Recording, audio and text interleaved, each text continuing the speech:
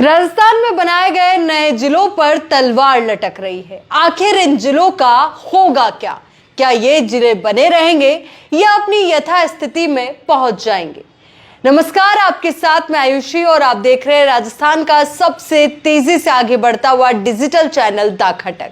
तो आपको जानकारी दे दें कि मुख्यमंत्री अशोक गहलोत अब भजनलाल सरकार के खिलाफ मैदान में उतरने का मन बना चुके हैं। तो मैदान में उतरने का उन्होंने मन तो बनाया है और साथ ही धरना का ऐलान भी कर दिया है।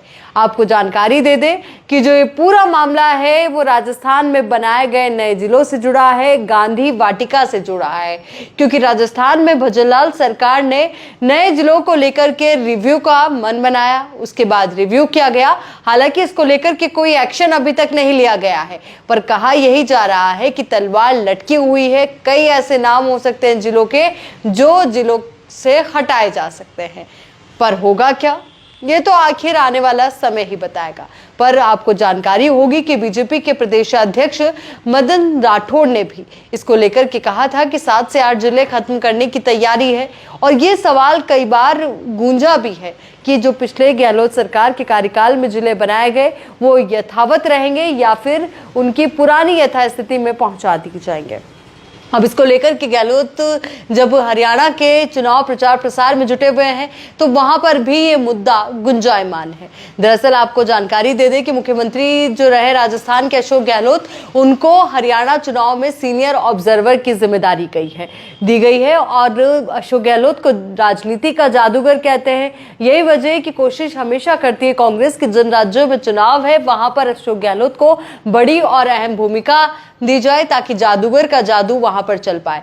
अब ये हालांकि वक्त बताएगा कि हरियाणा में अशोक गहलोत का जादू कितना कामयाब रहता है, कितना कारगर रहता है। पर हाँ, ये जरूर है कि वहां पर भी नए जिलों को लेकर के उन्होंने एक नई राह छेड़ दी है। दरअसल वहां पर एक सभा में भाषण देते हुए उन्होंने कहा कि मैंने महसूस किया है कि यहाँ पर भी हर 40 किलोमीटर में एक जिला बनने की गुंजाइश है। इशारा और निशाना साफ था कि कहीं ना कहीं उन्होंने भजनलाल सरकार को घेरा है और जो रिव्यू बिठाया गया नए बनाए गए जिलों को लेकर के उसको घेरा है। और साफ तौर पर, साफ मत पर उनका यही कहना था कि ये जो तलवार लटकी है ये गलत है। और आपको जानकारी दे दें कि 28 सितंबर को धरना प्रदर्शन किया जाएगा। दोपहर के सुबह के 11 बजे से लेकर के अपराह्न के 4 बजे तक ये प्रदर्शन जारी रहेगा, जिसमें कांग्रेस पार्टी के तमाम दिग्गज आपको नजर आएंगे। क्योंकि जब अशोक गहलोत खुद वहां पर पहुंच रहे हैं तो आप समझ जाइए कि कई दिग्गज आपको वहां पर नजर आएंगे। पार्टी के तमाम कार्यकर्ता पहुंचेंगे, पदाधिकारी पहुंचेंगे। साथ ही साथ वहां पर गांधीवादी विचारधारा रखने वाले लोगों को भी बुलाया गया है, क्योंकि गांधी वाटिका के निर्माण में लगभग 85 करोड़ रुपए की लागत से महात्मा गांधी के जीवन को प्रदर्शित किया गया ताकि नई युवा पीढ़ी उनसे शांति का संदेश ले सके। किस तरीके से उन्होंने बिना किसी अन्याय के लोगों को आगे बढ़ना सिखाया, बिना किसी अहिंसा के लोगों को आगे बढ़ना सिखाया, वो सीख नई युवा पीढ़ी में भी जाए, इसी सोच के साथ गांधी वाटिका का निर्माण किया गया।